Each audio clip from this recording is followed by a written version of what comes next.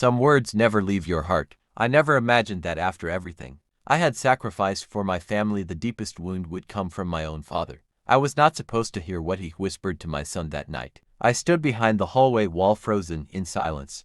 Every word felt like a knife. I smiled during dinner. I wished everyone good night. I acted like nothing had happened. But before sunrise I made one decision that changed every life in that house forever. By the time they woke up, the house was sold. My bags were gone and only one handwritten letter remained on the kitchen table. What my father read inside that letter destroyed his confidence forever and made him question every choice he had ever made. For 30 years, I believed family meant loyalty. My father raised me with strict rules and hard work. I respected him even when he rarely praised me. After my mother passed away, I stayed close because I thought that was what a good son should do. When he became older, I invited him to live with my family. I paid every bill. I renovated the house so he would be comfortable. I never asked for anything except respect. At first everything seemed peaceful. My wife welcomed him warmly. My son loved spending time with his grandfather. Every evening they sat together sharing stories while I finished work. Seeing them laugh made me feel proud,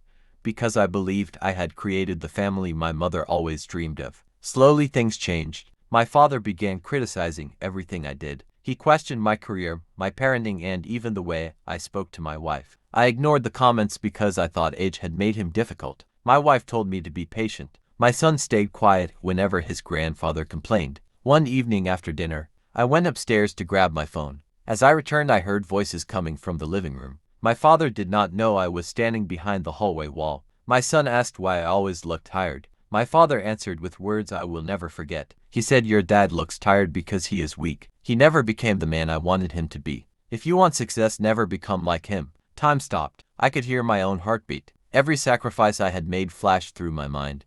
The nights I worked overtime, the birthdays I missed, the vacations I canceled. Everything had been for my family. Yet the man whose approval I had chased my entire life believed I was a failure. My son did not answer. He simply stayed silent. I walked into the room with a smile. I kissed my wife goodnight. I hugged my son. I wished my father peaceful dreams. Nobody realized I had heard every word. That night I did not cry. Instead, I opened my laptop. The house was legally mine because I had purchased it years earlier.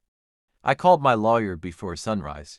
We had already discussed downsizing in the past. Within hours, I accepted a cash offer from a buyer who had been waiting for months. I packed only what mattered: family photographs, my mother's old diary, my clothes, my documents. On the kitchen table I placed one envelope. Inside the letter I wrote, "Dad, for years I believed earning your respect was possible. Tonight I finally understood that nothing I do will ever be enough for you." I refused to let my son grow up believing kindness is weakness. I refused to let him measure his worth by impossible standards. This house was built with my work. It was filled with my hope. Today I leave both behind because peace is worth more than property. I hope one day you understand the difference between strength and love. Goodbye. When they woke up, I was gone. My phone exploded with calls. My wife knew exactly why I had left after reading the letter. She cried because she had also heard many of my father's insults over the years, but never told me because she wanted to protect our family. My son called me later that evening. He said, "Dad, I never believed what Grandpa said.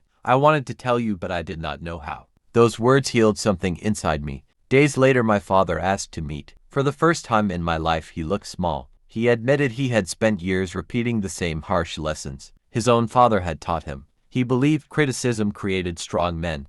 Instead, it pushed away the only son who had never abandoned him. I forgave him, but I did not move back. Forgiveness does not always mean returning to the same place. Months later, my family started over in a smaller home filled with laughter instead of judgment. My son became more confident because he no longer lived under constant criticism. My father slowly rebuilt our relationship through actions instead of words. The letter he once dismissed became the turning point that changed every generation of our family. Sometimes walking away is not revenge. Sometimes walking away is the greatest act of self-respect. The hardest lesson I ever learned was that not every parent knows how to show love. Some pass down pain instead of wisdom, but every generation has the power to stop the cycle. I lost a house, but I found peace. I lost approval, but I gained self-respect. If this story touched your heart, remember that real strength is not proving your worth to people who refuse to see it. Real strength is choosing a better future for the people who love you.